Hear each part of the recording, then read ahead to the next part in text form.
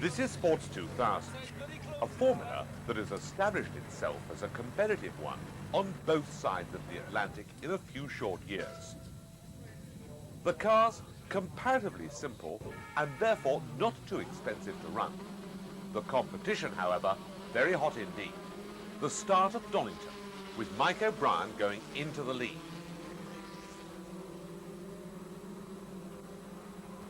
At Redgate Corner, Sean Walker with the FAI Engine Components Royale takes over from the Aquila. Meanwhile, with the cars on the far side of the circuit, O'Brien once again has taken himself into the lead of a three-car battle.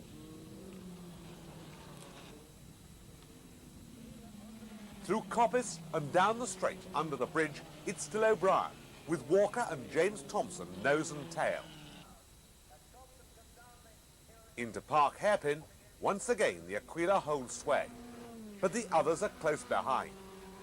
And as they accelerate along the straight, another challenge once again to the white car of O'Brien. Walker now has established himself in the lead.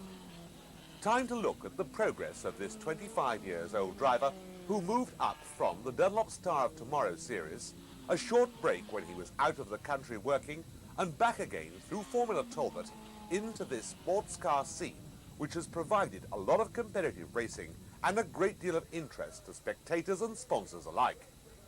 956 Porsche driver David Sullivan progressed to international sports car racing through Sports 2000. What did the formula mean to him? The really great bunch of people. It's good fun to be with them, and I enjoy being here.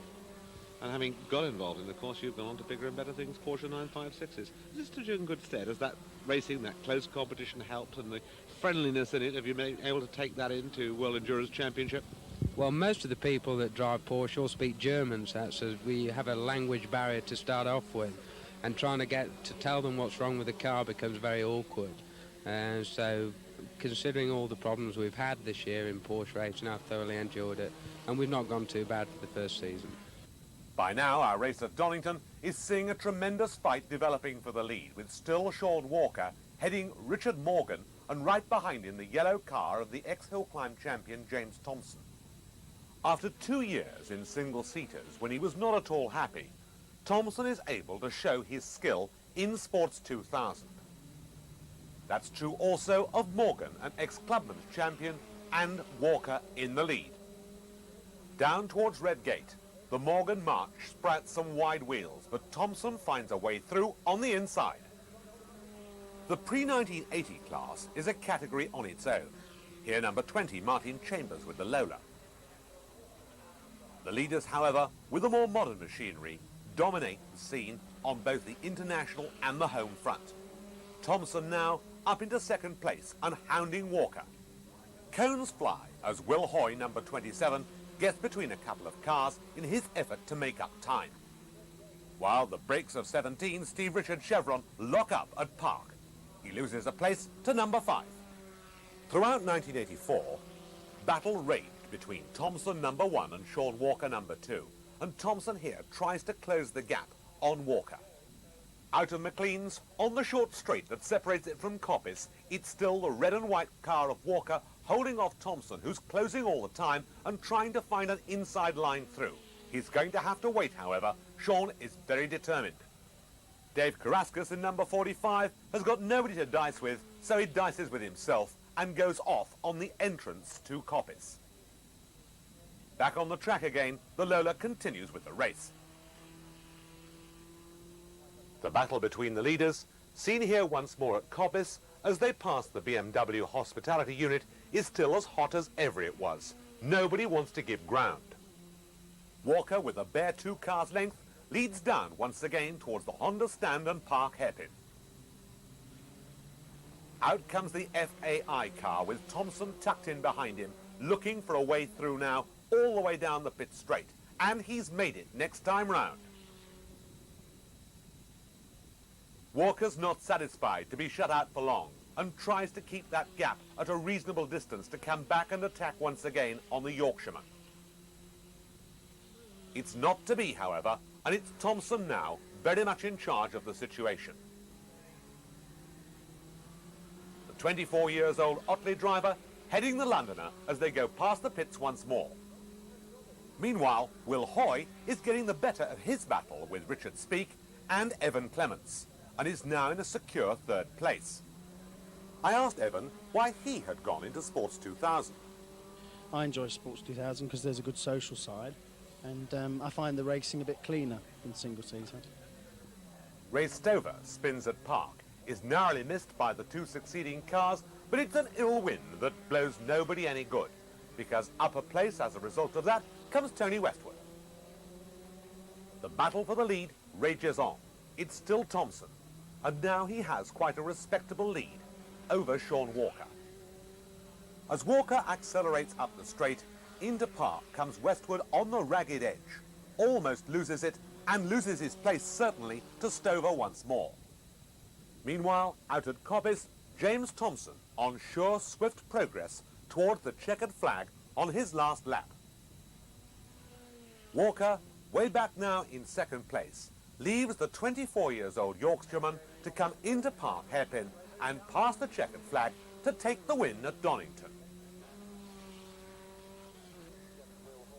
With Walker second, in third place, it's number 27, Will Hoy. Another exciting round of the British Sports 2000 Championship scene comes to a close. Round they come to the presentation. A chance for both drivers to talk about their experiences to the experienced commentator at Donington, Keith Douglas.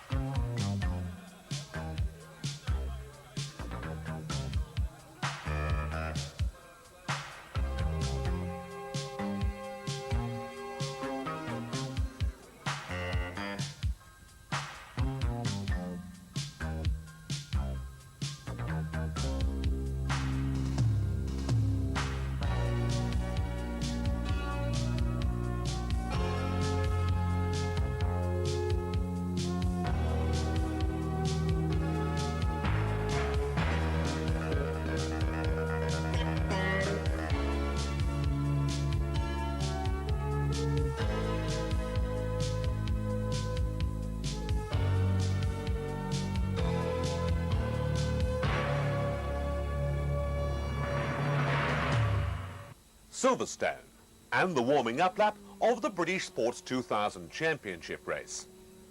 At the end of the 1984 season, two drivers in contention, James Thompson and Sean Walker. And it's Walker that leads off Thompson as they go out towards Copse Corner. Down the hanger straight for the first time, however, Thompson is in the lead, Walker in second place, and look out for Mike O'Brien from Luton with the Speed Sport Promotions Acquia.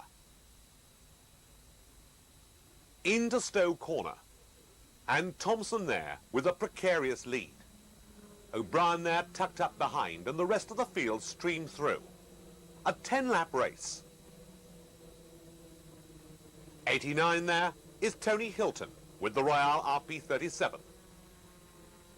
The Woodcote Chicane and Sean Walker in the lead now, but a lead that's somewhat precarious since he has a penalty of some 30 seconds for a jump start. O'Brien in third place, and the meat in the sandwich Thompson.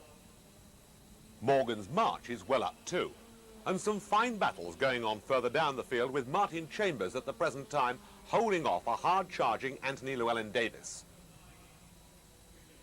Down towards Stowe once more, that gap between the leading cars is certainly not opening up by much. O'Brien there trying to force his way past Thompson, and look at the fight that's going on behind.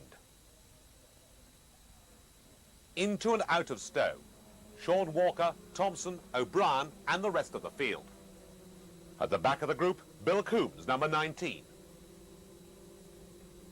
On the hanger straight on the next lap, the battle between Thompson and O'Brien well and truly joined, with O'Brien looking for the inside to get past the Otley man. Walker still maintaining that distance between him and the opposition. All three of these drivers have well-established reputations. But what about a newcomer to motorsport? Someone, for example, such as Paul Stott, seen here in number 5. What has Sports 2000 in store for him? I think everybody's very friendly, and it's a nice team to be with Richard Dutton. And just, he happened to be doing Sports 2000 in a big way. And he said it's about time, you know, that you drove a car with slick tyres on and that you can actually drive a proper racing car and see how you get on in it. And we just went to do it, and it seems to be coming better. Well, it's better than Formula Ford at the moment. Basically, I'd like to drive a Formula 3 car, and I think this is just one way to go to be able to learn to drive a proper racing car before you go out and do it. And so Sean Walker goes on to win the race at Silverstone, at least on the road. His penalty meaning that it's awarded to Thompson in the end. Thompson, indeed, became the 1984 Sports 2000 champion, closely run most of the time by Sean Walker and Mike O'Brien. Undoubtedly, these three drivers have their plans for 1985, as do those other drivers that we spoke to and those that we did not. They'll all remember their time if they're moving on in Sports 2000 with fun and some tremendous battles on the track. The Sports 2000 series is often part of the supporting programme for major international races in the United Kingdom. It's popular with spectators and presents an unrivaled opportunity for sponsorship at a sensible price. May we wish all competitors in 1985 the best of good fortune.